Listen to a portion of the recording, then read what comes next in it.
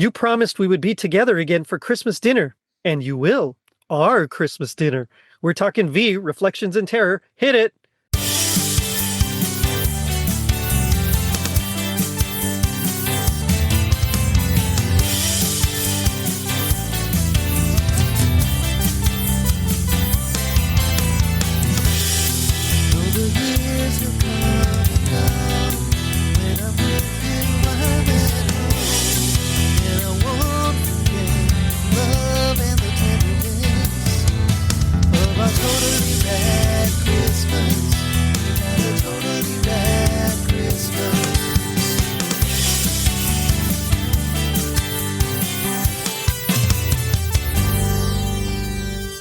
It was 1984. Purple Rain was in theaters. Springsteen sang Born in the USA. And The Resistance fought the Visitors. Yes, it's that simple.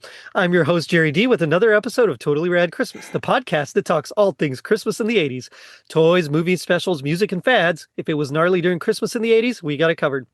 Now, joining me is a Totally Rad Christmas all-star from After Lunch, Crestwood House, and Hellbent for Letterbox. It's Michael May. Michael, how's it going? It's going really well, and the listeners can't see, but I'm sticking out my forked tongue and I was worried when you had that mouse. I was like, what's going on? Yeah, I got a stack of them here if I get hungry during the show. That's right. Just pop it in. You know? Yes, it unhinged my jaw. I tell you what, though, when I saw that as a kid, that freaked me out. There are images from this thing that I had forgotten, like how seared into my brain they were, and when I saw them again, I was like, "Oh, yep, I remember this part." Oh, the red jumpsuits with like the Diana wears that black. Yeah. Oh man, good stuff. Yeah. Oh yeah, a lot of the designs and stuff are really really cool in this. Yeah, they really are. I mean, it was really well done. Now, we're going to be talking more about the series in a little bit than the actual like V miniseries and V the Final Battle miniseries. And, budget wise, it wasn't quite as much. So you could tell there was a little bit of a step down, but it was still, I still thoroughly enjoyed it. Before we get into that though, just like Carol Kane did to Bill Murray and Scrooged, I want you to hit me with the toaster. So I'm going to ask you some questions and I want you to hit me with the first thing that comes to your mind. Okay. You don't have to think too hard about it. So okay. Let's say that you're making Christmas Vacation with a cast of V. Oh my. Who would you cast as Rusty?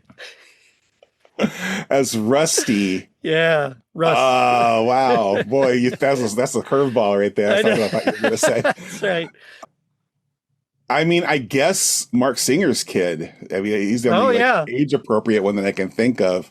But boy, it'd be fun if it was somebody like Ham. But I'm going to save Ham for another role. He's too good for Rusty. Ham would be funny. And then you got Farber as like Cousin Eddie, right? Yeah. I'd be into that. I'd watch the heck out of that. Okay, that's good. That's good. What would you title a Hallmark Christmas movie starring Elizabeth? That's, the starchild, Elizabeth and Kyle. Oh, wow. It's got to have the word star in it, right? Christmas Starchild? No, that's maybe. I don't know. That's I guess that's cheesy as any Hallmark thing. So yeah, Christmas Starchild. There's a lot of them like that. Like Starchild of Bethlehem. How about that? There you go. Yeah. I like that. I really like that actually. I was like, when you wish upon a star child? I don't know. Oh, that's good. All right. And finally, which character from V is most likely to fly Airwolf and which would drive Kit? Oh, Mark Singer's got to drive Airwolf, I think. Okay. Right? I mean, he looks even kind of like Jan Michael Vincent. And Kit, I want it to be Ham again, but I don't think him and Kit would get along very well. I think it'd make for some great television. What's Perry White's son's name? That's like... Isn't he Kyle? Is that Kyle? He's the one that Elizabeth falls in love with? Yeah. Yeah, that's Kyle? That's him. I think that's him, yeah. All right. Okay, all right. I'm struggling to remember my character names, but yeah, he would drive Kit, and then Mark Singer would fly Airwolf. I like that too. Mark Singer, I love Mark Singer. I wish he got more roles, because the only thing I really know him from is like this and Beastmaster, right? Right, yeah, exactly. And he does great in both. I would have liked to have seen him in more things. But anyway, that's just a way for our listeners to get to know you a little bit better. So thank you for that. Now, tonight we're here to talk about V.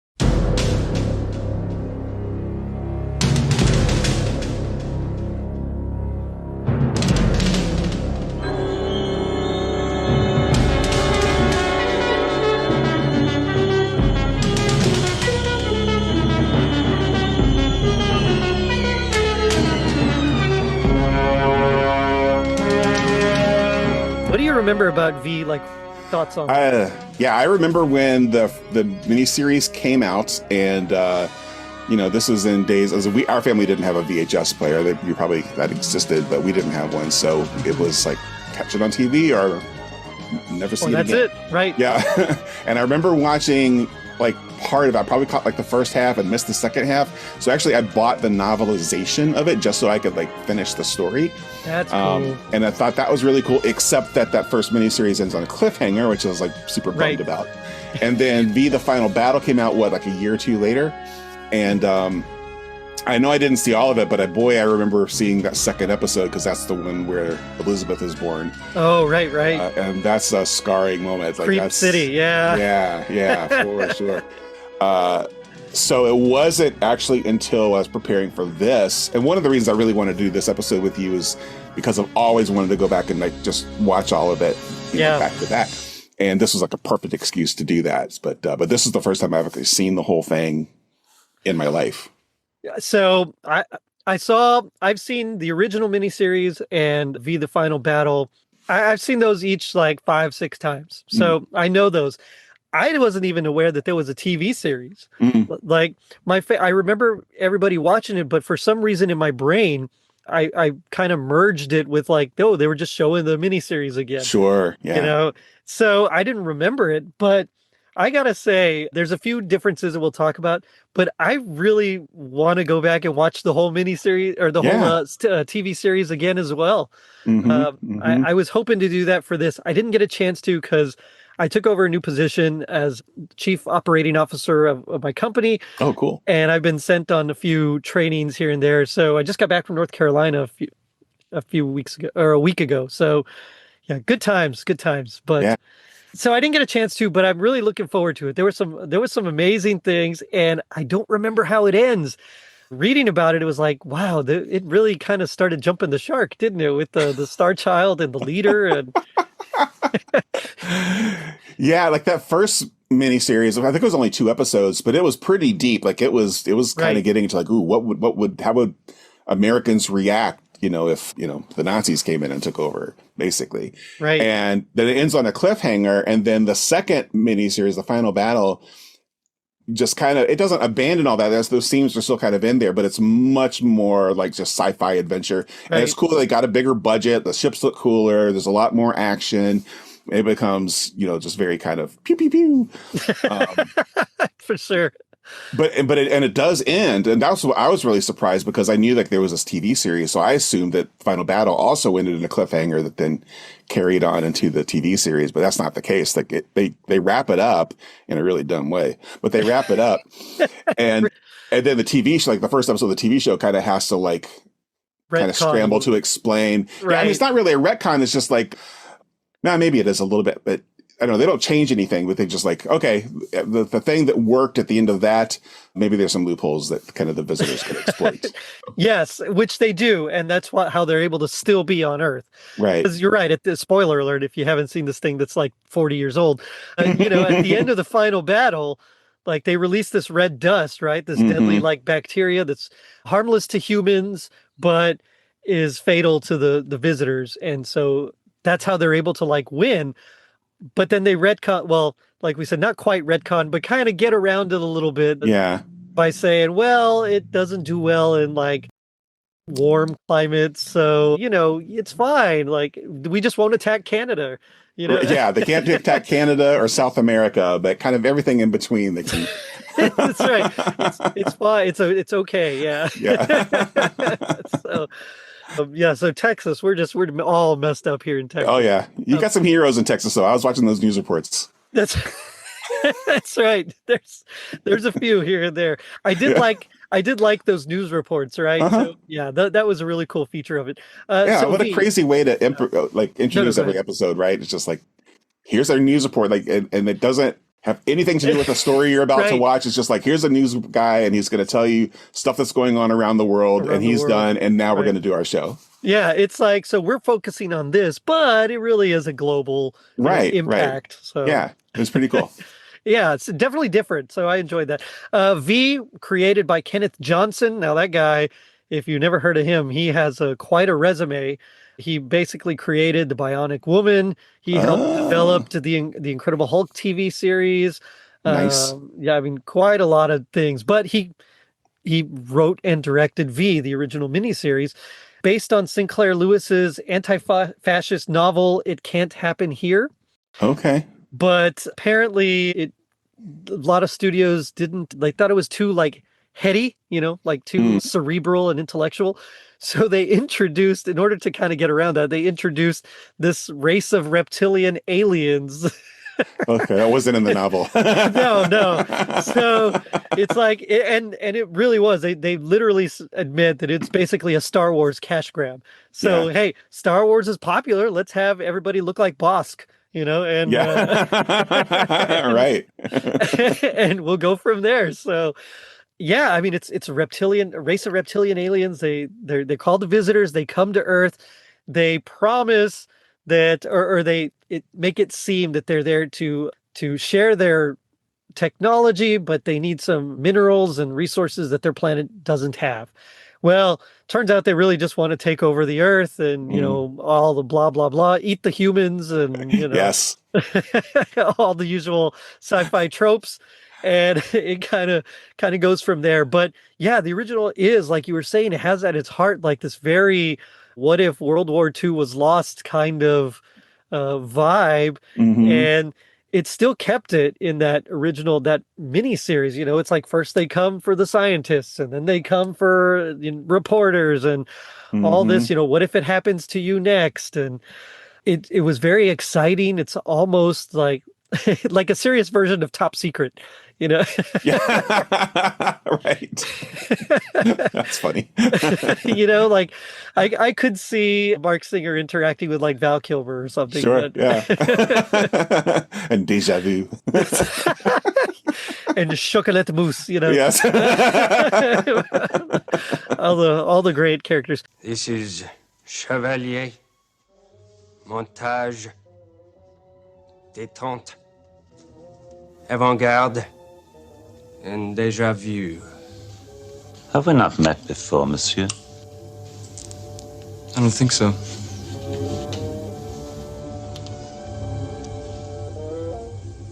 Au revoir. Croissant, soufflé, escargot, and chocolate mousse. But yeah, and then you're right. It really kind of just devolved into standard. I guess it was such a big hit that it kind of just devolved into that. I know Kenneth Johnson left after that first miniseries. Okay. He had some writing credits, The Final Battle, which was its sequel, but he really didn't have much involvement. And then the series happened and he didn't have any involvement with that. Okay. So yeah, this was a post Kenneth Johnson. It all aired on NBC. It aired May 1st and 2nd, 1983. And then The Final Battle was 84. And then the TV series premiered October 26th of 84. There was 22 episodes. We're going to be talking about episode 9, Reflections in Terror. This aired December 21st, 1984. And man, I liked this episode, but it just didn't quite, I don't know. It was odd, but also like it scratched my V itch, but Yeah. but not quite all the way, It's yeah, it was just it was a fun episode though, I gotta say. What were your Yeah. like initial thoughts on it? Yeah, I like the episode. I'm really enjoying the series more than I expected to. Like I'm kind of surprised at how much of the miniseries cast they were able to retain, and they kind of have to move pieces around, and like instead of having like these cool kind of underground bunkers and stuff for the rebellion, they're kind of running out of a Cajun restaurant, right? Which is cool. I guess still cool, but they introduce, what's the actor's name? I called him Perry Mason because he played Perry Mason on Lois and Clark. Oh, Perry White. You mean Lane Perry Smith? White? Yeah. Lane Smith. Yeah. Oh well, what do you expect? Garlands thrown at your feet? So he's kind of like this collaborator, this technology collaborator.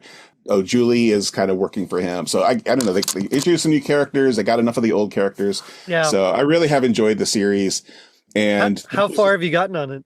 This episode. Okay. So I won't spoil it. I was trying to time it. Yeah, I understand that it gets crazy. Like right after this, it just kind of goes off in a whole new direction. So I'm very much looking forward to that. But well, the whole thing with the Starchild, because I knew they, Diana, who's like the big bad, basically. She's throughout like the original miniseries and then the final battle. She's like, I guess the leader of the sect of visitors that we focus on. Yeah. Well, she does genetic experiments, and it's very like Mengele and all those. You're right. It's very Nazi coded, right? Yeah. So she does a genetic experiment. They get Robin. They get Robin pregnant. And with the visitor, and so she wants to see what's going to happen. And then all of a sudden, like I don't remember her in the final battle having like superpowers. Does she? The very end, very last. So they're like, our heroes like take control of the mothership or one of the motherships. I remember that. Yeah. And there's some kind of doomsday weapon that's pointed at Earth because the visitors are all escaping, from the red dust, but they're going to destroy the Earth. Kind of in retaliation. Right. And all of a sudden, Elizabeth, who is like, she went from baby to like 8 or 9 years old, like in a couple of days, basically. But she starts to sparkle and is able to like interact with the mothership to destroy the doomsday weapon before it's able to strike. Okay. See, I did not remember. Sparkle cat powers came from nowhere. That's what I'm saying. Like, what?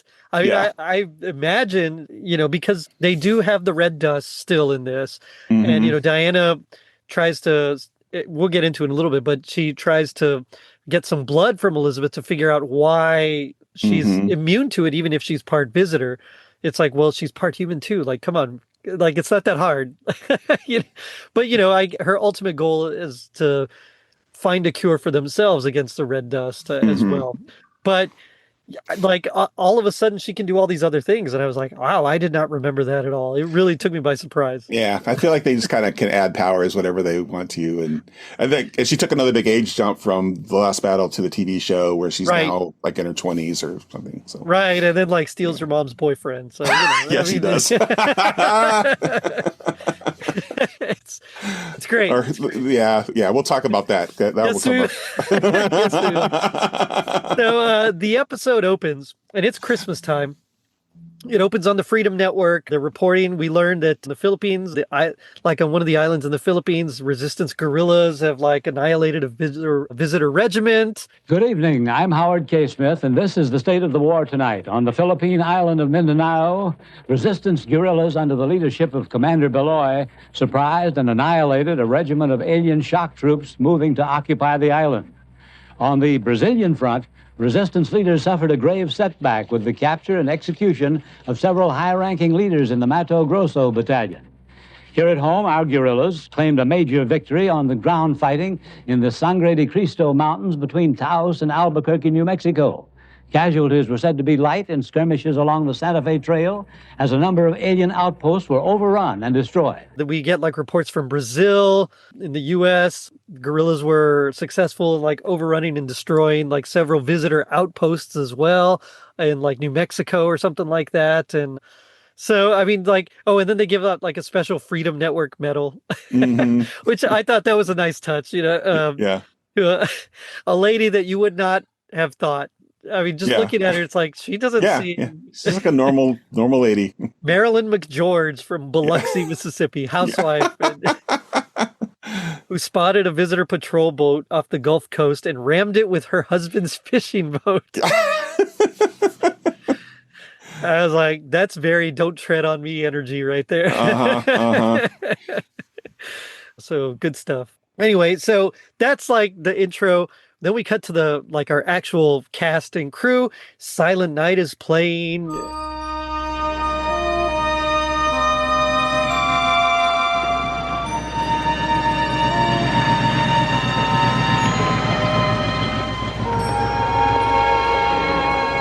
Wait until you see this house. You are gonna love it.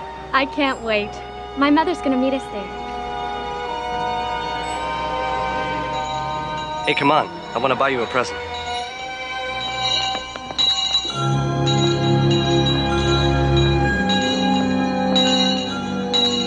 Merry Christmas. Merry Merry Christmas. Christmas. Thank you. Your generosity has been deeply appreciated. Oh, I have something here.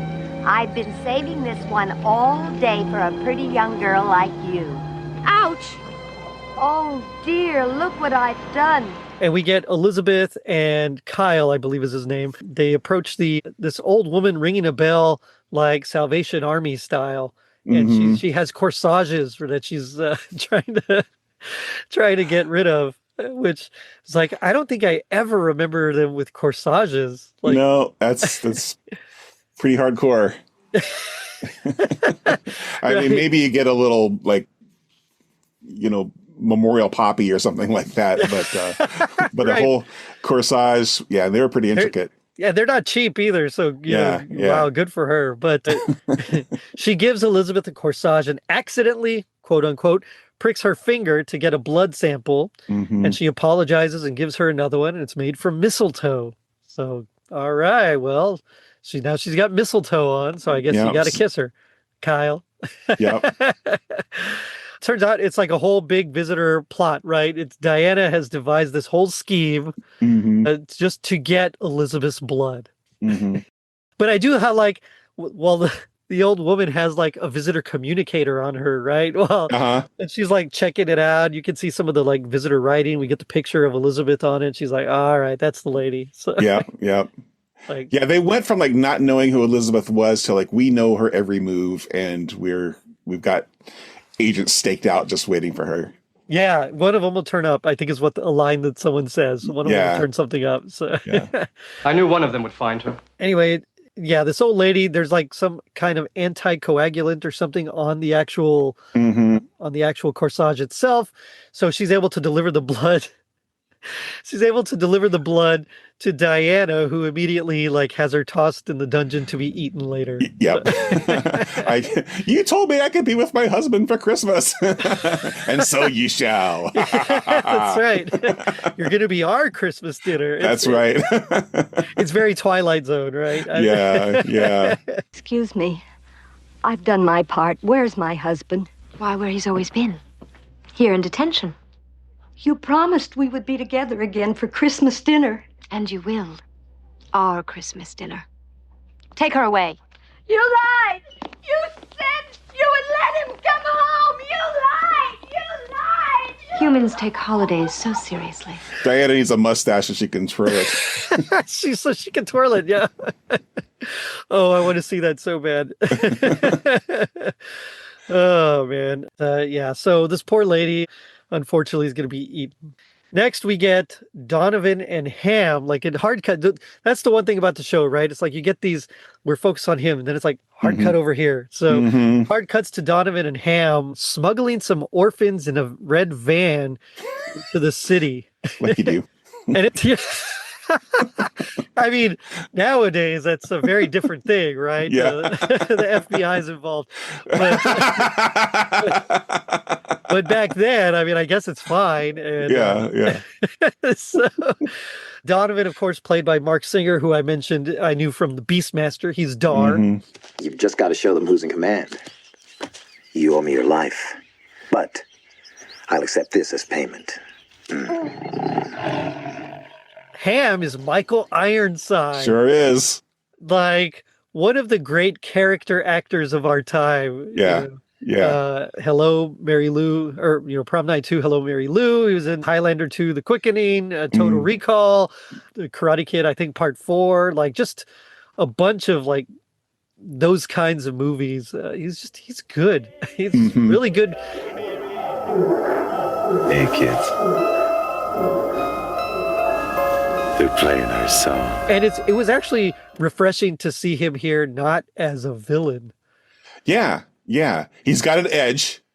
He does have an edge, yeah. He does have an edge, and actually they really play with that in a way that they don't in a lot of the episodes. Like a lot of times, like he and Mark Singer's character's name is Donovan, yeah, and they're very kind of antagonistic. They got a history, and right.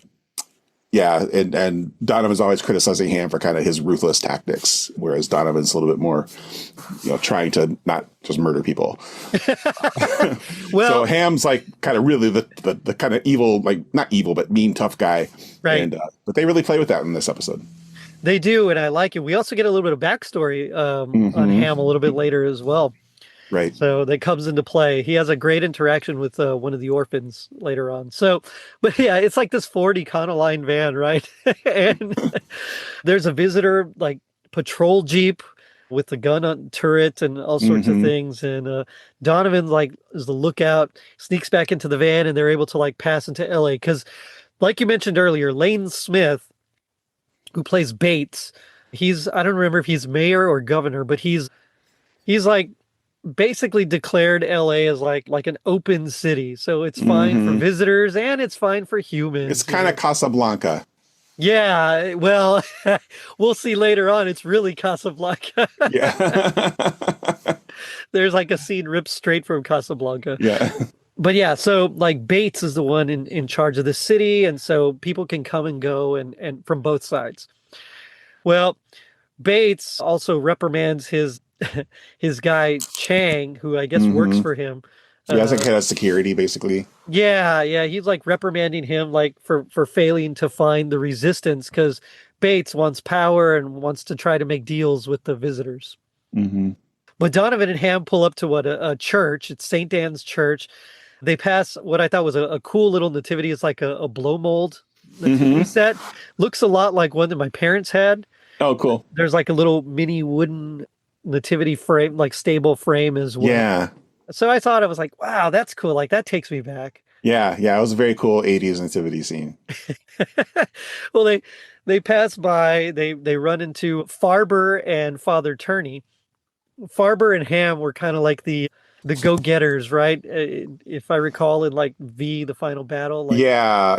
Farber was Ham's right-hand man. This is his first reappearance like in the series, which played by another great character, actually, Mickey Jones, who he was, countless motorcycle gang members, in right. the A-Team and Magnum and, all that, like, just super recognizable. I really like that guy. Yeah, he's definitely one of those guys that if you see, you're like, oh, I know him. Yeah. Yeah.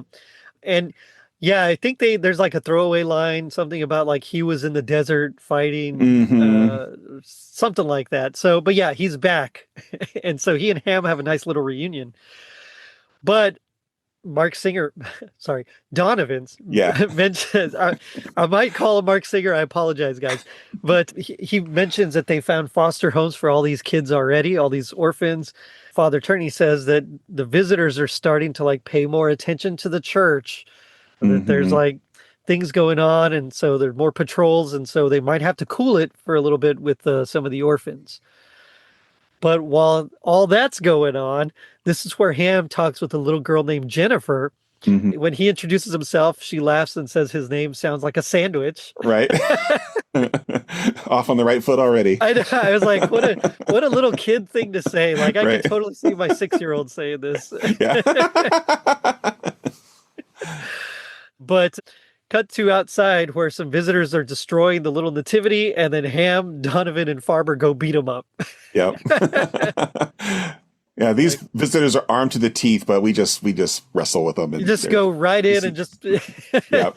We'll get there before they can shoot us. Don't worry about it. Yeah. So hard cut to Robin, the mother of the Starchild. Oh, and she a great character, but she catches Elizabeth like making out with her man. So it's Kyle. So she's super hurt, and I mean, yeah. Tough look, Elizabeth. Tough look. So. Well, except that. So, did you watch the series up to this point? No, I didn't get to watch the episodes before then. So okay, all right. Because Robin's claim on Kyle is completely in her own imagination. Like Kyle has never reciprocated towards her. He's been friendly to her. He's been nice to her, but her only claim is that she did tell Elizabeth that she thought that Robin thought she was in love with Kyle. So, oof. That's, yeah. But he is certainly not her man. Gotcha. All right. Well, that's good to know. But that's, I mean, really the most romantic interaction that we get with her was with that visitor from, the originals. So she's really lucky with guys. Like she's. We'll leave it at that. Yeah. Well, we go to that restaurant you were talking about, that club, and we get Willie playing piano. Deck the halls with lousy folly, fa la la la la la la la. This believing spunky Molly, fa la la la la la la la. Don't we know how gay Carol, la la la la la la la. Holy moly, Yuletide barrel, la la la la la la. That's terrible. Take a walk. He's doing a really poor rendition of Deck the Halls with the wrong words and everything. And Willie, played by Robert Englund, Freddy Krueger. Who's that guy? Oh, yeah, Freddy Krueger. This is God. Yeah, so, I mean, there was a lot of, little cool actors in here. Mm-hmm. I love V, man. Because you never knew who you were going to get. Right. But he's doing this really horrible job of playing Deck the Hall. And this other visitor just pushes him out of the way and starts playing the visitor, I guess, national anthem. That's what they say. Are there nations on triacs? Apparently. Oh man, that's amazing. I want to play it at the Olympics now, Yeah. It's an interesting piece too, because it's very discordant, right? There's not a lot of melody to it, which it sounds very alien, so I appreciate that. Yeah. It would have been cool, and I know it's really hard to do on a piano, but it would have been cool if they had gotten some quarter tones or some just weird, not quite harmonies, because how would they have gotten that together, Right. Their style of music, I'm sure, would have been very different. It's pretty cool he learned how to play the piano, though. That is cool. Earth piano. That's right. I just imagine him with a guitar back in his room. I got to figure this out. Hey, calling his buddy. Check it out. Look what I figured. I learned how to play. Oh man, but they start. Is it Julie that starts singing "America the Beautiful"? Or I don't remember who it is. It's Julie. Yeah. Okay, yeah. So she starts singing "America the Beautiful" at the top of her lungs, and the visitor starts playing even louder. But then we get everybody joining in Casablanca style. Yeah. Yeah. I mean, it's straight out of the. They let her do a whole verse by herself, and then they join her on the second verse. Maybe they weren't sure if she was going to continue. Yeah. All beautiful for spacious skies, for amber waves of grain, for purple mounted majesty above the fruited plain. America, America, God shed his grace on thee, and crown thy good with brotherhood from sea to shining sea. All beautiful for spacious skies, for amber waves of grain. But yeah, I mean, it's literally just a ripoff of Casablanca at that part. But then, Donovan, Ham, Farber, all of them just start joining in, and the visitor finally gives up and closes the piano and goes away. Mm-hmm. So take that, people. But the episode really kicks off now, because Diana, who's gotten Elizabeth's blood, and remember, she's the visitor commander, she starts creating a clone of Elizabeth. Mm-hmm. Yeah, and so she wants to know, first of all, how she's immune to the red dust, but also, Elizabeth has crazy powers. Hey, maybe we can use these crazy powers as well. Mm-hmm. So Yeah, just genetic experiments all over. And we get like this really grotesque looking, but also very cheap looking cocoon. Yeah. It's like you see the original effects and then you see these and you're like, well, they only kind of had half the budget. I get it. Right. But it is very green and slimy. It's very green. I was expecting it to be a little more like olive-y green. And instead it's like it's like Christmas tree green. Christmas tree green. That's right. What's Christmas time, Right. Oh, man. But it does yield an Elizabeth that grows up, well, or an Elizabeth clone, like a bad Elizabeth. Elizabeth, I guess. I like it. It does, an Elizabeth clone that also grows up really quickly. So that comes into play in a little bit. But yeah, so Elizabeth and Julie, they have a little talk about Robin. She notices how she's bleeding and like the blood still hasn't seemed to like clotted yet. So she goes to take a sample and check it out. She finds out that, hey, there is an actual like dioxin, I think is what it's called, this anticoagulant, which is why kind of pieces it together in like a very Sherlock Holmesian way. Yeah. That, wow, they must be trying to make a copy of you. Yeah. like, wow, where did you get, like, that's a stretch. Yeah, that's a good leap. Like she could have poked her finger on like a nail that had some on it or something, right? Yeah, I don't know. Yeah. What is this? Lady was selling corsages. I just pricked it on a thorn. That's really strange. The blood doesn't seem to be coagulating. Come here for a second. I just want to get a culture of this. It's not going to hurt a bit. It's fine, really. Yeah, I know. Here. There, see? I'll run some tests in this when I get back to the lab. I found traces of dioxin in it. What is that? Well, it's a very powerful poison. But in this case, maybe it was used for preserving blood, for keeping it fresh. Oh, what could that mean? I don't know, but one thing I do know for sure, Robin, is no flower peddler would have been using it. I don't know how Diana did it, but she must have created Elizabeth's double. Or just the visitors taking her blood work. There could be a million better explanations than they're making a clone. Just like, even if they are trying to find like a cure to like the red dust, like that by makes more sense to me. Makes a lot of sense, right? Right. You don't immediately jump to clone, I guess. Yeah. Well, Willie comes in as Santa while they're talking, and he doesn't get to be Santa, unfortunately. Poor Willie. So, poor Willie.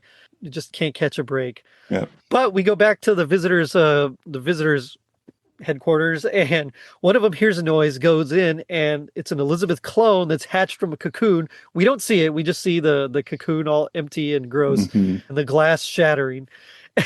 And she kills the visitor and runs off. And when Diana comes in, she sees like a nice little cutout in the wall of very, very Looney Tunes style, right? It's totally coyote shaped. But she said she calls for like the best tracker to go after her. Yeah.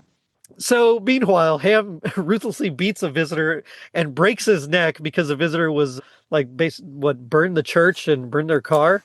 Mm-hmm. Yeah, burned like St. Anne's. So, I mean, he goes full PTSD on them.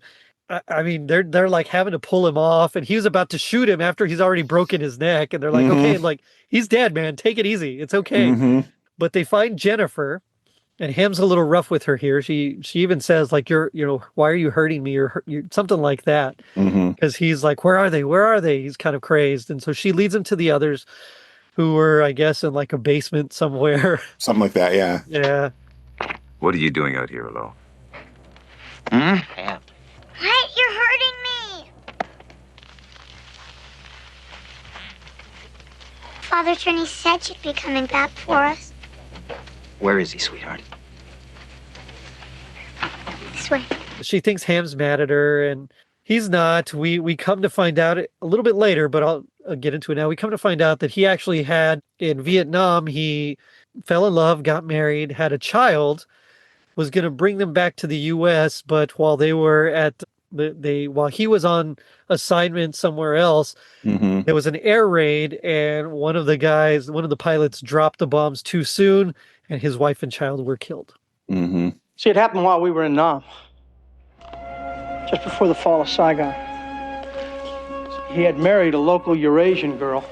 They'd had a daughter. Cute little thing. Had. Ham and me got ordered to Nicaragua. The brass promised they'd airlift his wife and child out. So he packed them up and left them in a church on the edge of Saigon. What happened? An airstrike was called in to halt the Kong advance. One flyboy jumped the gun, dropped his napalm early. It hit the church. By the time we got back, all he found was a burnt-out building. When Saigon fell, Ham kept slipping back in, searching, but he never found him. So, yeah, he's got a thing. Yeah, yeah. It's starting to click, starting to make sense, like why he is the way he is. Why, exactly. That's rough. I mean, especially being around kids. We get a great scene later on, with at the end with him and kids. Yeah. But yeah, I mean, poor guy. That's rough. Yeah. So Robin and Elizabeth talk at this bridge. I guess they're like just taking a walk in a park. They're talking about Kyle. And Robin's basically like, all right, fine. He's yours, whatever. But she also says, like, look, I forgive you. It still kind of hurts, so I might move out for a little bit. Hey, it's cool. Don't worry about it. The drama. And Elizabeth, she gets like a feeling that someone's watching her, and she kind of checks, but she doesn't see anything, so they leave. But a cop stops them. He's like, hey, you guys got to get out of here. And as they leave, the cop hears Elizabeth in the bushes. And so he goes to check it out, and she kills him. So yeah. Basically, she's just driven by this like insatiable desire to find Elizabeth and, I don't know, maybe kill her, maybe something. We're not sure what. Yeah. Later on, we'll find out. But yeah, she's pretty feral. She's not really. She really is. I don't know. She might have an agenda, but I don't know what it is. Yeah, you can see she's like barely in a gown. I don't know where she got the gown because she was, right. Small. So presumably it's a child's gown, right? Yeah, yeah. Right. Who did she murder for that child's gown? That's right. So presumably someone else is dead. Yeah. And the tracker is hunting her down. He's got like these like predator goggles that he's using to. Did you recognize that guy? He is. I think I know him from The Naked Gun 2.5. Oh, okay. I know him from Unforgiven, the Clint Eastwood movie, Unforgiven. Oh, wow. I haven't seen that. I think I've only seen it once. He plays, his character's name is Skinny. He's like, he kind of runs the saloon where all the ladies work. Oh, I gotcha. Yeah, I remember. Yeah. Very distinctive face. Yes, definitely. Scattered pictures of the smiles he left behind. Smile we give to one another of the way we roll. Can it be that it was all so simple then? Or has time rewritten it? I remembered him from The Naked Gun 2.5. He's the one that comes into the apartment and tries to kill. He's about to kill Jane when Frank walks in, and they're fighting in the shower, and then they pull back. Anyway, that's how I knew him. Okay. But anyway, but I do like his predator goggles, right? He's got these his eyepiece. He sees it's got a little monocle that like flips down. So that's right. And he basically sees, like the Yautja from Predator. So, but then, and Julie's watching the news while this is happening. She finds the be on the lookout, the bolo for Elizabeth, because of Elizabeth. So anyway, Chang shows photos. We cut to Chang. He's showing Bates photos of known resistance members, and one of them's Julie. And at first, Bates can't really believe it, but Chang's like, hey, I saw them. She's been talking with Donovan and Ham and these guys, and we know her in the resistance, so we think she's one too. Little backstory to that. Like, she's been under suspicion by both of them before, but she's always been able to kind of play it pull off. It out and and misdirect. So I don't think Bates wants to believe it because he also has a little crush on her, But yeah, this is kind of a game-changing episode because he actually finds out that she's right. Yeah, so they actually decide to set a trap, and it works, unfortunately. Yeah. Donovan drops the kids off at a new location. Farber and he have a heart-to-heart. This is where we find out about Ham's family. And then Diana reprimands the tracker, who's like, hey, I'm like the best tracker you got. Like, I don't need this. Yeah. And she basically is like, you're either going to do this or you're going to die. And so like, Diana's the worst, man. She's totally the worst. She's so like arrogant and blustery and petty and never wrong in her own mind, but always wrong. But she always makes the wrong decision. It's always somebody else's fault. I hate Diana. I had a huge crush on her when I was a kid. For sure, but I hate her now. I mean, yeah. Beautiful woman, gorgeous hair, big poofy 80s hair. Yes. So Kyle pulls up to the house to see Elizabeth. He's not home, or she's not home, so he goes to take a shower, and Elizabeth comes in and watches. Yeah. He doesn't seem too shaken up by it either. No, he's like, hey, I'll be out in a minute. Don't worry about me. I'll be out in a minute. And she's just like standing there staring at him. Yeah. Like, all right. So Ham, having his PTSD, is talking with Donovan, who, tells him like, hey, my son's missing. I get what you're going through about losing family. And Ham's basically Ham. He's like, hey, if I wanted to talk to a preacher, I'd talk to Father Turney. So, like, get out of my face. He's all heart. And Donovan's just trying to be like a good guy, right? Like, hey, I get it if you want to talk, whatever. But trying to be supportive. Yeah. Come on, Ham. But while all that's happening, Farber notices that, like, when's the last time you saw the phone company, the power company, like the water company, like all these guys working on a project in a building at the same time? So they realize something's up. When was the last time you saw the phone company and the water and power boys working the street at the same time? And window washers across the street. Place is pretty busy out there. Let's go. And they know it's like a trap or a sting or something. But Julie and Bates have a little heart-to-heart about the club. And he has Chang like set up some sort of device or something. So because he tells her like, hey, we're going to bomb the club. Yeah. Like we know there's resistance there. We want the resistance gone. And so she excuses herself to go call them. And he has Chang set up this thing where like she calls, but it redirects to Bates's office. Yeah. And he's like, oh, I'm so disappointed in you. Yeah, it's a pretty good moment, actually. It really is. I was like, ooh, got her. Yeah, they got her. So then she tries to run away, right? She like packs up the things and goes, and then it's like Benny Hill, or Scooby-Doo, they're just yeah, there is Scooby-Doo. Goes in this door, but now she's hiding here. I mean, it's just but she manages to get away, luckily for her. Yeah. I like that too. That was a fun chase. Elizabeth buys Robin and Kyle presents that has nothing to do with anything. They're just Christmas presents. It doesn't come back in any way. But anyway, that was a nice little scene. I'm sure your mother will like it.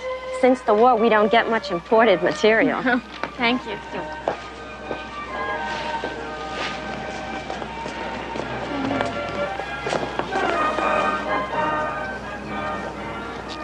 Hey, how are you? Merry Christmas. I'll take this one. Well, I don't know. It's my last one. Who's it for? Someone special. Well, he must be to have you. Okay. Just character building and character moment. But while Kyle's in the shower, Elizabeth's watching him. Elizabeth comes in, and Elizabeth is there. They have like, they like touch hands, kind of like, I don't know. It's a weird moment. Yeah.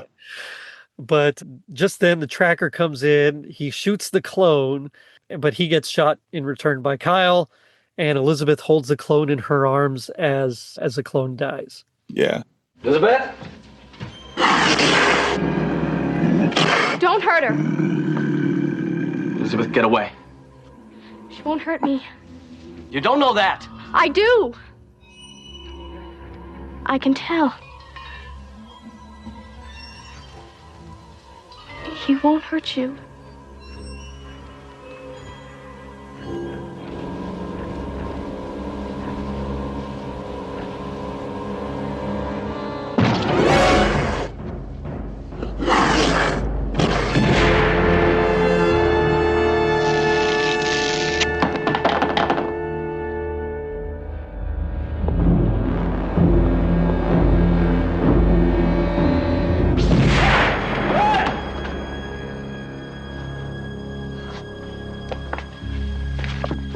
Elizabeth, don't. She saved my life. Kind of like that's got to be a weird feeling, right? Like, yeah, seeing yourself kind of die. Mm-hmm. Yeah, I don't know. The special effects there was pretty good, like when she's holding her own clone, like in her arms. Like a lot of the shots were like, back of one person's head while you're looking at it.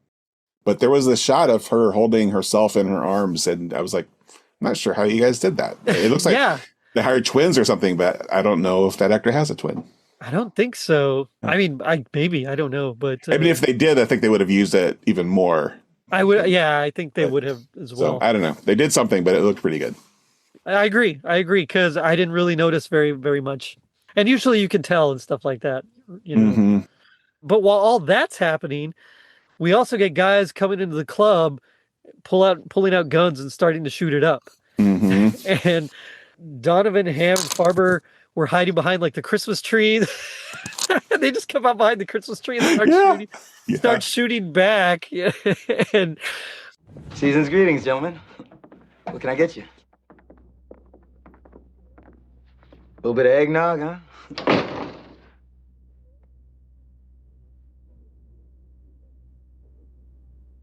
Little Christmas punch? Nothing like a little bit of Christmas punch, to get the holiday cheer going, huh?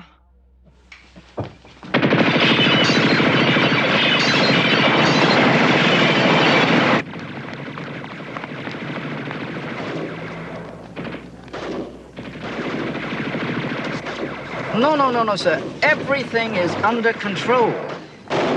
I suspect it will only be a matter of minutes.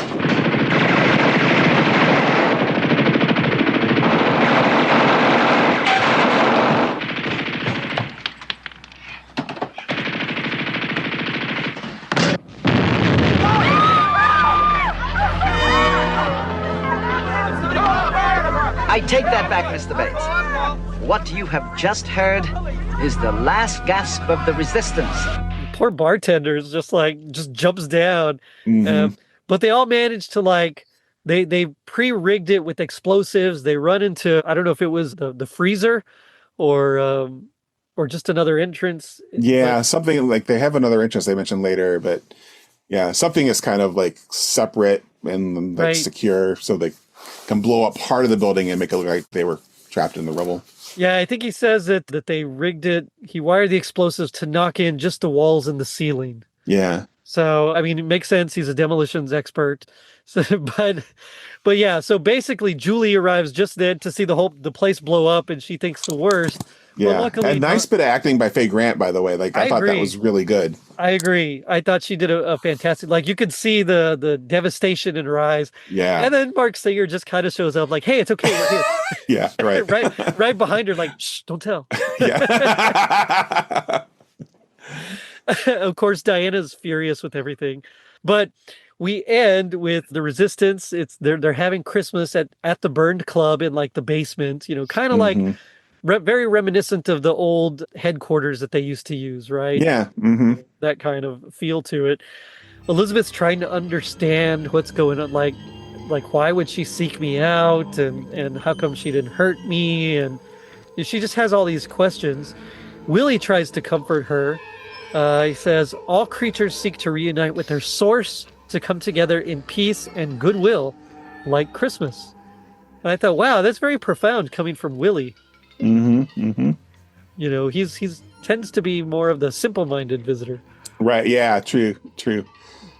But I like the kind of outsider perspective on it. And it's, I don't know, he ain't no Mr. Spock, so it is a little bit strange coming from him in particular. Yes. But that's okay. Agreed.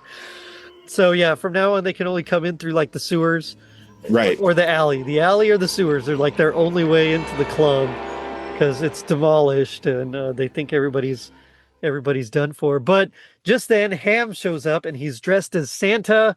Yeah. And I do like how Jennifer's Mr. Ham. She knows it's him right away. She is pulling on his beard. And I mean, it's a nice little moment. He gets to be the gift giver and the joy bringer, which he usually isn't. So, right. it's a nice way to kind of deal with the loss of his family. And it would have been nice if they had explored, like if that scene had gone on a little bit longer, but that's pretty much how it ends. So, yeah, I mean, it's good. Yeah, it's a good episode. I liked this episode. You know, it was weird in some spots, but at the same time, it was like super enjoyable. Just as like 80s sci-fi schlock, you know, it's it's great. plus. It's great. Yeah. Yeah, for sure. I'd watch it again. But yeah, so I mean, overall, great episode. If you could be in this episode, I have to ask, who would you be? I would probably be Farber. Okay. Yeah. I like Mickey Jones, and we're not unlike in build. So, gotcha. I gotcha. Or beard. I mean, I would like to be ultimately, of course, I'd like to be Donovan, but I know I probably wouldn't be. I'd probably be more like Father Turney or something. Yeah. Or I'd probably be that poor bartender that has to just duck. He actually owns that bar. He does, yeah. Yeah. So I just couldn't remember his name, so I was just calling him. I don't remember the life of me. I wrote it. What is his name? Yeah, I don't remember. He's been around since the first miniseries as well. Right. But I don't remember. But I mean, it's fine. Oh, Elias. Yes. Yeah, Michael Wright is the actor. Yeah. Yeah. So yeah, I mean, I'd probably be Elias and just like jump out of the way when people start shooting.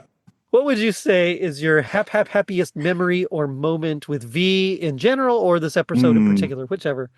With V in general, I mean, this whole experience, I want to, I'd love to say it was like something I remember from my childhood, but really it's like this whole experience of finally catching up with it and seeing it all together. Like that has really been a blast. And I'm looking forward to keep going after this episode that we just watched or talked about. Yeah. So this is episode 9. So you still have 11 more episodes? No, 13 more episodes because there's 22. Okay. So yeah. Oh, okay. That's more than I thought it was. But from this episode, it's close between the reappearance of Mickey Jones's character, but I think I'm going to have to give it to Ham and his whole kind of journey with Jennifer, and just him playing Santa Claus at the end is pretty sweet. Priceless. Yeah, I agree. That's definitely for the series. I got to say, I remember vividly because it scared the heck out of me as a kid when like their mask was first ripped off. Mm-hmm. And you saw that they were like these reptilian creatures, like almost like a Gorn, but not quite, underneath. And it's so cheesy and terrible looking now. But back then, the special effect of Diana eating the mouse, freaked me out. I remember. But it was cool. I was still intrigued and I still wanted to watch more. So good times, man. Those two memories and Elizabeth being born and she looks like a normal baby, but then like this forked tongue comes out of her mouth. Yeah. Oh crap. I do gotta say, I remember their voices being like modulated or something, right? They were in the first miniseries, but I think they weren't. Yeah. I don't know if they had it in Final Battle. They definitely have dropped it for the TV show though. They did, yeah, and I think that was just budget. If I had to guess, But now we come to my favorite part of the show, which is a little segment I call Gag Me with the Spoon, where we do our best impression of our least favorite part of the episode. As a guest, I'll let you go first. Just kind of set up the scene for us a little bit. The scene is Robin is confronting Elizabeth about Kyle, and she says, "You just snuck around behind my back." She does say that. Like, she's so whiny. I know. Like, come on, Robin. You weren't like that in the miniseries. Yeah. I mean, and she's Elizabeth's mom, but she always treats Elizabeth like a sister that she has a rivalry with. Like there's no motherly feeling from her towards Elizabeth at all. Well, and I get it. I mean, she was seduced by this alien. And then, like, turns out that, oh, by the way, he's part of this group that wants to, like, eat everybody. I mean, Yeah, she has some trauma that she's working through. That is true. And then her baby like just grew up so fast, like, just in what, a year? Like, because I think it's like a year, right? A year and a half, something like maybe? that. Yeah. And now she's like almost her age. So like, I get it. But Robin always takes the selfish option. Like Like even at this, like I think I just need some time by myself. I'm just going to leave. You know, it's like, That's all right, right. Robin, see ya. I don't know how you're going to get food. I don't know what you do for a living, but don't worry about it. It's going to be all right. Yeah. So I couldn't decide what my least favorite part was. So I ended up just going with the line from Diana that I thought, and I kind of mentioned it already. I kind of took the easy way out because I thought it was just so cheesy the way she delivered it. So this is when the old woman is complaining. It's like, you said I could have my husband home for Christmas dinner. And Diana, in great fashion, says, "And you will. Our Christmas dinner." It's like, come on. Man. Okay, Kang and Kodos, you know. Yeah. Yep. It's just all right. Oh man, but G.I. Joe taught us that knowing is half the battle. What do you think the other half is? The other half of the battle has to be don't take Holly from strange bell ringers. For sure. Yeah, unless you want to be cloned. Right. Maybe you do. I don't know. In which case. And maybe if you start to bleed and you don't stop bleeding, put a Band-Aid on that. That's right. They have the liquid Band-Aids as well. That covers it right up. Yeah. That's good. It's better than mine. I just thought if no one's half the battle, the other half is just red jumpsuits. Yeah. If you're gonna lose in style. That's right. I was trying to remember. I was watching something and I noticed that they used. It might have been Rad. I think it was Rad. They used some of the uniforms from V as part of their like BMX or racing gear. Cool. All right. So, that's pretty awesome. It is pretty awesome. Oh man. Michael, this has been a blast talking with you about this super trip down memory lane. Tell me about, your shows or anything you want to plug. Yeah, so I got 3 podcasts.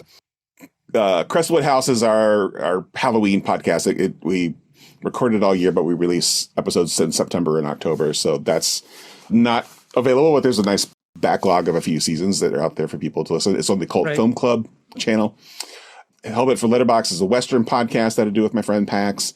And then my main show is After Lunch, which is a sequel to the old Nerd Lunch show, where we mostly talk about movies, but we play dumb games and stuff too. And, I love it. Yeah, it's a blast. Yeah, which we should be getting your co-host on here as well too when we talk Cagney and Lacey soon this season. Yeah, can't wait. That'll be fun. I used to love Cagney and Lacey. Me too. So yeah, that'll be good. Yes, definitely go check them all out, and they can find you on the Blue Sky is my main home, and it's just Michael May dot whatever that handle is, bsky social or something, .org.net. Yeah. Right. .red dust. I don't know. Yeah.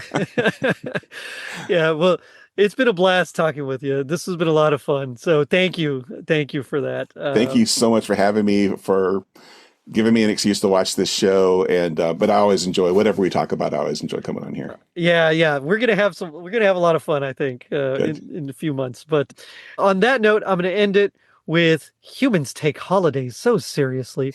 So check us out on our social media pages, which you can find at linktree.com/totallyradchristmas. And if you're feeling like your clone just saved your life, leave us a review on iTunes. It helps us reach more people and spread some rad holiday cheer. Now, don't forget to check out our merch shop on tpublic.com and our super dope website, totallyradchristmas.com. To victory, to friends and family, to peace, to Christmas. Merry Christmas, everyone. Later, dudes. Zahn teaches that all creatures seek to reunite with their source, to come together in peace and goodwill. Like Christmas.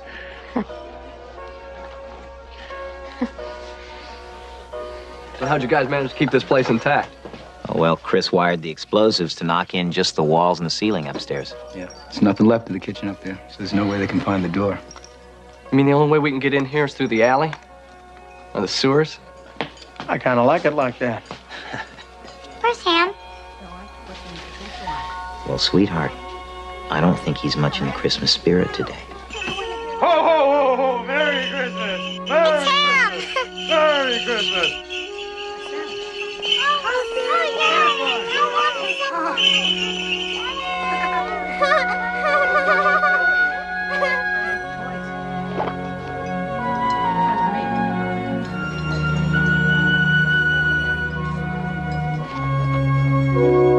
victory. To friends and family. To peace. To Christmas. Merry Christmas, everyone. Merry Christmas. Merry Christmas. Merry